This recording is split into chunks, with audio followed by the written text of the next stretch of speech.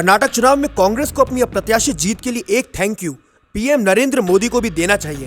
हैरान मत होइए, ये सच है। असल में कांग्रेस ने इस पूरे चुनाव में पीएम मोदी के ही एक नारे को बड़ी ही शिद्दत से फॉलो किया है।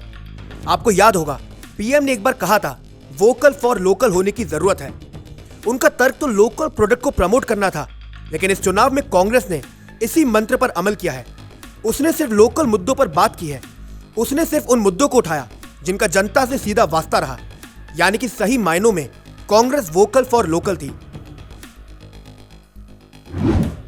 कर्नाटक चुनाव में सबसे बड़े लोकल मुद्दे क्या थे?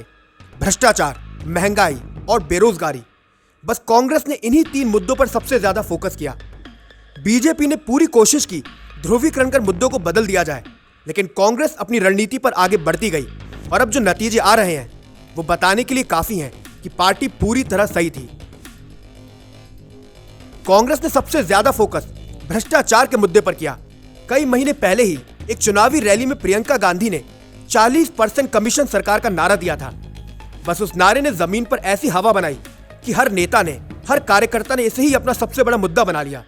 वैसे ये मुद्दा उठाया तो पीएम नरेंद्र मोदी ने भी था, लेकिन उन्होंने राजीव गांधी का जिक्र किया।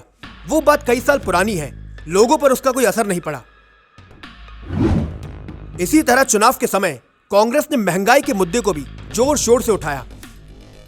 कर्नाटक चले जाइए, एक बात की चर्चा खूब रही, यार एलपीजी के दाम बहुत बढ़ गए हैं। कांग्रेस ने इस बात को पकड़ लिया और महंगाई पर बीजेपी को घेरा भी और लगातार सिलेंडरों के दाम की बात करती रही।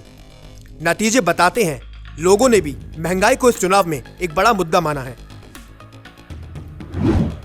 बेरोजगारी की चर्चा भी इस चुनाव में खूब हुई। राहुल गांधी का तो ये फेवरेट टॉपिक भी कहा जा सकता है। उन्होंने मोदी सरकार को लगातार इसे लेकर घेरा है। अब इस चुनाव में भी ऐसा ही किया गया। फर्क यह रहा कि यह कर्नाटक की बेरोजगारी पर जोर दिया गया। उसी को समझते हुए बेरोजगारी भत्ता देने का ऐलान किया गया। अब कांग्रेस की बम्पर जीत में यह दाव भी पास माना जाएगा, यानी कि कर्नाटक के इस रण में कांग्रेस ने लोकल मुद्दों को उठा एक बड़ा सियासी दाव चला और पार्टी को उसी की वजह से यह अप्रत्याशित जीत मिली है।